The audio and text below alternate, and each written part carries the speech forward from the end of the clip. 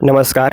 ભારતીય બંધારણ અંતર્ગત આપણે રાષ્ટ્રપતિનો અભ્યાસ કરી રહ્યા છીએ અને આ વિડીયોની અંદર આપણે રાષ્ટ્રપતિની ધારાકીય સત્તાઓ વિશે જોવાના છીએ. તો ધારાકીય સત્તાઓની અંદર છે કે રાષ્ટ્રપતિ સંસદના બંને ગૃહ લોકસભા અને રાજ્યસભાના જે સત્રો છે તેને બોલાવવા અને બંધ કરાવવાની સત્તા ધરાવે છે. સામાન્ય રીતે આપણને એવું લાગે છે કે આ બંને સત્રો તો લોકસભાની અંદર અધ્યક્ષ બોલાવશે અને રાજ્યસભાની અંદર તેના સભાપતિ બોલાવશે, પરંતુ અનુચ્છેદ 85 અંતર્ગત આ જે સત્તા છે તે કોની છે? રાષ્ટ્રપતિની છે. બંને ગૃહોના સત્રો બોલાવવા અને બંધ કરાવવા.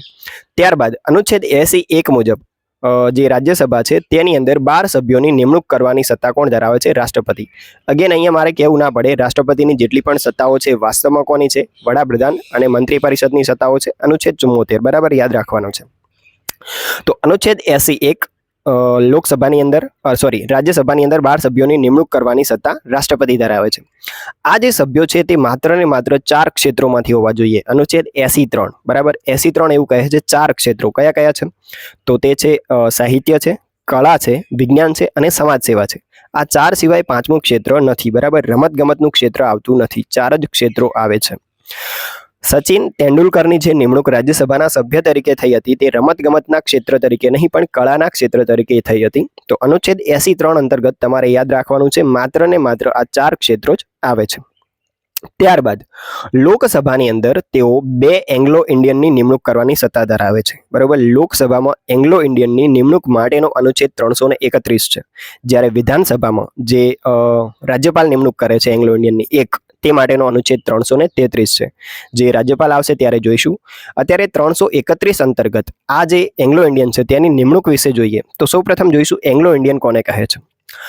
સામાન્ય રીતે આપણને એવી વ્યાખ્યા ખ્યાલમાં છે કે એવો વ્યક્તિ કે જેના પિતા બ્રિટિશ અર્થાત અંગ્રેજ છે અને માતા ભારતીય છે, તો આવા વ્યક્તિને એંગ્લો ઇન્ડિયન કહીશું. પરંતુ આની જે સ્પષ્ટ વ્યાખ્યા છે તે કંઈક આવી છે: એવો વ્યક્તિ કે જેના પિતા અથવા પિતા તરફનો પૂર્વજ યુરોપિયન સંઘનો વ્યક્તિ હોય. યુરોપિયન સંઘની અંદર અંગ્રેજો પણ આવે છે, ફ્રેન્ચ પણ આવે છે, ડચ પણ આવે છે, ઘણા બધા દેશો આવે છે. બરાબર, તો જેનો પિતા અથવા પિતા તરફનો પૂર્વજ યુરોપિયન સંઘનો વ્યક્તિ હોય અને આવા વ્યક્તિએ કાયમી ભારતમાં વસવાટ કરીને ભારતની નાગરિકતા મેળવી લીધી હોય તો આવા વ્યક્તિને આપણે એંગ્લો ઇન્ડિયન કહીએ છીએ. બરોબર, માતા ભારતીય હોવી જોઈએ એવો કોઈ ઉલ્લેખ નથી. માત્ર એવો ઉલ્લેખ છે કે તેના માતા પિતા ભારતમાં કાયમી વસવાટ કરતા હોવા જોઈએ. પિતા કે પિતા તરફનો પૂર્વજ કેવો હોવો જોઈએ? યુરોપિયન સંઘનો. તો આવો વ્યક્તિ શું કહેવાશે? એંગ્લો ઇન્ડિયન કહેવાશે. બરોબર, અને આ અનુચ્છેદ 331 એવું કહે છે કે રાષ્ટ્રપતિ જો ઈચ્છે ને તો જ એંગ્લો ઇન્ડિયનની નિમણૂક કરી શકે છે. અને રાષ્ટ્રપતિની જે ઈચ્છા છે વાસ્તવમાં કોની ઈચ્છા છે? વડાપ્રધાન અને મંત્રી પરિષદની. મતલબ કે ફરજિયાત નથી લોકસભાની અંદર 2 એંગ્લો ઇન્ડિયનની નિમણૂક કરવી. અને હમણાં જ 104મો બંધારણીય સુધારો 2020 કરવામાં આવ્યો છે, જેની અંદર એંગ્લો ઇન્ડિયનની નિમણૂક 10 વર્ષ માટે સ્થગિત કરવામાં આવી છે. બરાબર છે. તો એક વસ્તુ અહીંયા સમજવાની છે કે એંગ્લો ઇન્ડિયનને આપણે શા માટે સત્તાની અંદર આવવા દઈએ, સત્તાની અંદર પ્રતિનિધિત્વ આપીએ છીએ? કારણ કે આ એ લોકો છે જેમણે આપણને ગુલામ બનાવ્યા છે અને આપણી પર શાસન કર્યું છે. તો જ્યારે અંગ્રેજો ભારત છોડીને ચાલ્યા ગયા તો આ લોકો જેઓ ભારતમાં રહ્યા હતા તેમનું અવલોકન કરવામાં આવ્યું અને સમજવામાં આવ્યું કે આ લોકો ભારતમાં શા માટે રહી રહ્યા છે. તો અવલોકન દરમિયાન જે વસ્તુ સામે આવી તે એ હતી કે આ એવા લોકો હતા જેઓ પોતાના દેશમાં બધું જ છોડીને અહીં આવી ગયા હતા. અહીં આવીને અહીંયાના લોકો સાથે, અહીંયાના કલ્ચર સાથે ભળી ગયા હતા. બરોબર, પોતાના દેશમાં બધું જ તેમણે કંઈ જ રાખ્યું નહોતું, બધું જ અહીંયા આવીને સ્થાયી થઈ ગયા હતા. અહીંયા તેમણે લગભગ લગ્ન સંબંધો વિકસાવી લીધા હતા અને અહીંયા કાયમ માટે રહેતા હતા. એટલે એમને જો એમના દેશમાં જવાનું કહેવામાં આવે તો ત્યાં તેમના માટે કશું જ હતું નહીં. તો આ લોકોને નાગરિકતાની જોગવાઈ આપવામાં આવી, જે અંતર્ગત આપણે જોઈ ગયા. બરાબર, કાયમી વસવાટ કરીને આ લોકો નાગરિકતા મેળવી શકે છે.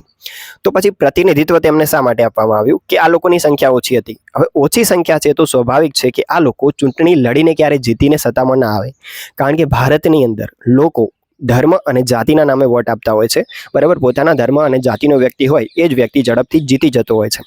અને આ લોકોની સંખ્યા ઓછી છે અને સ્વાભાવિક છે કે હિસ્ટ્રી જોતા આ લોકો ચૂંટણી લડીને જીતી શકે નહીં.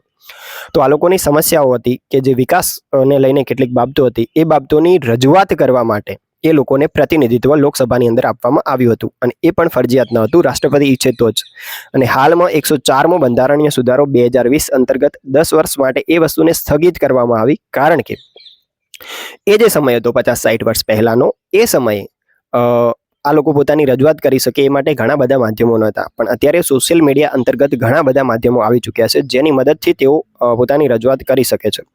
તો એવું બની શકે કે ભવિષ્યમાં આ જે જોગવાઈ છે તેને ગાળી નાખવામાં આવે. બરાબર છે. ત્યારબાદ જે રાષ્ટ્રપતિ છે તે સંસદના બંને જે ગૃહો છે તેની સંયુક્ત બેઠક બોલાવવાની સત્તા ધરાવે છે. અનુચ્છેદ 108 અંતર્ગત આ સત્તા આવે છે. બરાબર. સંયુક્ત બેઠક અનુચ્છેદ 108 સત્તા કોની પાસે છે? રાષ્ટ્રપતિ પાસે છે. ત્યારબાદ છે અનુચ્છેદ 123 અંતર્ગત તેઓ અધ્યાદેશ અર્થાત વટ હુકમ બહાર પાડવાની સત્તા ધરાવે છે.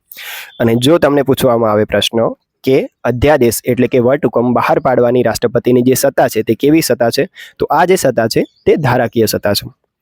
બરાબર. તો આ કેટલીક બાબતો હતી રાષ્ટ્રપતિની ધારાકીય સત્તાઓ અંતર્ગત, જેની અંદર આપણે જોયું કે રાષ્ટ્રપતિ બંને ગૃહના સત્રો બોલાવી શકે છે, બંધ કરાવી શકે છે. રાજ્યસભાની અંદર 81 અંતર્ગત 12 સભ્યોની નિમણૂક, 83 એ 4 ક્ષેત્રોના હોવા જોઈએ.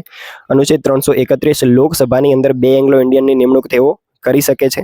અનુચ્છેદ 108 સંયુક્ત બેઠક બોલાવી શકે છે. અને અનુચ્છેદ 123 તેમની ધારાકીય સત્તા છે વટ હુકમ બહાર પાડવાની. તો આટલી બાબતો ધારાકીય સત્તાઓની અંતર્ગત આવશે. આગળ આપણે વટ હુકમ વિશે જોઈશું અને રાષ્ટ્રપતિની અન્ય સત્તાઓ પણ જોઈશું. અને આ જ પ્રકારના વિડીયો જોવા માટે ચેનલને સબસ્ક્રાઇબ કરો. ધન્યવાદ.